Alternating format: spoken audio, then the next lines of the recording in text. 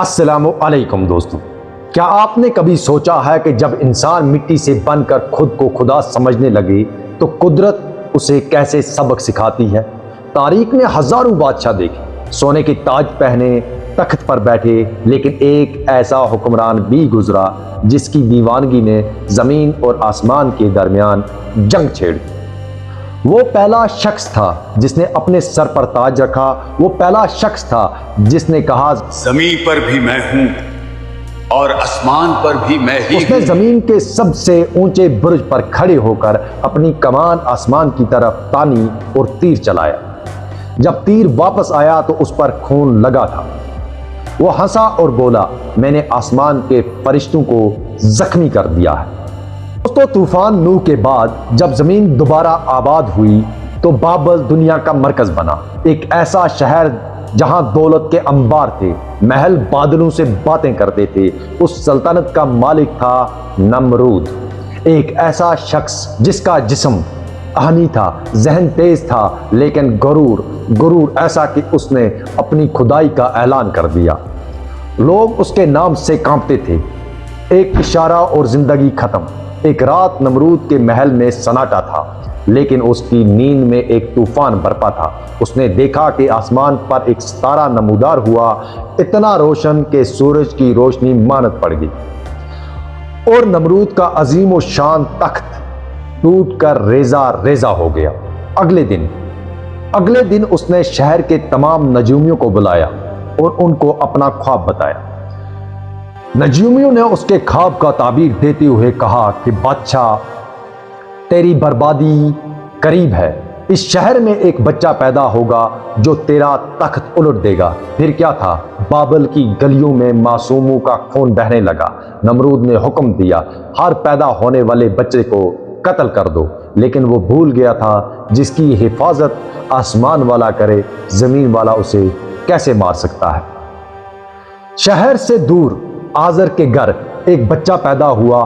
ماں نے نمرود کے ڈر سے بچے کو ایک غار میں چھوڑ دیا۔ حضرت ابراہیم علیہ السلام ایک ویران غار میں پلے، تنہا مگر اللہ کی پناہ میں۔ جب وہ جوان ہوئے اور بابل کی گلیوں میں توحید کا نعرہ لگایا تو نمرود کا تخت ہل گیا۔ دربار نمرود میں جب ابراہیم علیہ السلام کھڑے ہوئے تو نمرود نے گرج کر کہا، تم کس کو رب مانتے ہو؟ حضرت ابراہیم علیہ السلام نے جواب دیا، اس کو جو زندگی دیتا ہے اور موت دیتا ہے۔ نمرود نے ہنستے ہوئے کہا، بس اتنی سی بات، میں بھی زندگی اور موت دے سکتا ہوں۔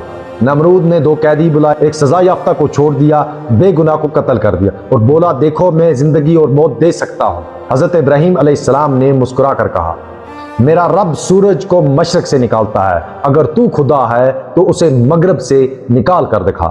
سناٹا چھا گیا، تکبر ہار گیا، مگر ضد باقی تھی۔ نمرود اپنی ہار برداشت نہیں کر سکا۔ اس نے حکم دیا، آگ دہکاؤ، ایسی آگ جس کی تپش پرندوں کو جلا دے۔ حضرت ابراہیم علیہ السلام کو آگ کے سمندر میں پھینکا گیا تو کائنات تھم گئی، مگر تبھی عرش سے حکم آیا، اے آگ ٹھنڈی ہو جا اور سلامتی والی بن جا۔ لوگ دنگ رہ گئے۔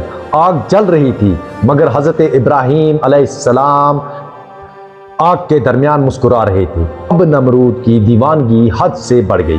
اس نے اللہ کے لشکر کو للکارا، اگر آسمان میں کوئی خدا ہے تو اپنی فوج بھیجے، میں اس کے ساتھ بھی جنگ کروں گا۔ سب کی نظریں آسمان پر تھی۔ میدان سجا، نمرود کی لاکھوں کی فوج تیار تھی۔ اچانک آسمان پر ایک کالا بادل چھایا۔ بادل آہستہ آہستہ میدان کی طرف۔ لوگوں نے سمجھا کہ یہ بارش ہونے والی ہے، لیکن وہ بادل نہیں، مچھروں کا سیلاب تھا۔ منٹوں میں طاقتور فوج ہڈیوں کا ڈھیر بن گئی۔ نمرود بھاگ کر محل میں چھپا، لیکن موت اس کے پیچھے تھی۔ ایک لنگڑا مچھر، اس کا ایک پر ٹوٹا تھا، اس کے ناک کے راستے دماغ میں گھس گیا۔ وہ نمرود جو سجدے مانگتا تھا، اب سکون کے لیے اپنے ہی سر پر جوتے کھاتا ہے۔ جتنا زور سے جوتا پڑتا، درد میں اتنی ہی کمی آتی۔ آخرکار وہ شخص جو زمین و آسمان کو فتح کرنے نکلا تھا، ذلت کی موت مر گیا۔ یاد رکھیں، تخت و تاج، دولت اور طاقت سب عارضی ہیں۔ یہ وہ نام و نشاں جنہیں اپنی ہستی پر غرور تھا، مگر باقی ہے تو صرف اس پاک پروردگار کی ذات جو مچھر جیسے حقیر جاندار سے بھی بڑے بڑے تخت उलट देने पर कादिर है। तकब्बर का सर जितना ऊंचा हो, जवाल की खाई उतनी ही गहरी होती है। की हुकूमत की थी, इसलिए अल्लाह ने उसे 400 साल तक इस अजाब में मुब्तला रखा। 400 साल तक वो जूतियां खाता रहा, यहाँ तक कि उसका सर जख्मों से चूर हो गया और वो पागल होकर मर गया। नमरूद चला गया, उसकी सल्तनत मट्टी में मिल गई, उसके महल खंडरात बन गए। लेकिन उसका किस्सा आज भी जिंदा है, एक इबरत के तौर पर, हमें ये याद दिलाने के लिए कि इंसान चाहे कितना ही ताकतवर क्यों ना हो जाए, चाहे वो चांद पर पहुंच जाए या एटम बम बना ले, चाहे वो टेक्नोलॉजी के जरिए मौत और जिंदगी के फैसले करने लगे, लेकिन जब वो मैं के नशे में अल्लाह को ललकारता है तो अल्लाह उसे तबाह करने के लिए किसी दूसरी कायनात से फौज नहीं बुलाता।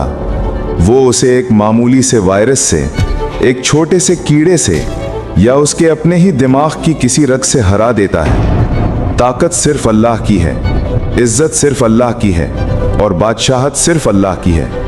जो झुक गया वो बच गया, जो अकड़ गया वो टूट गया।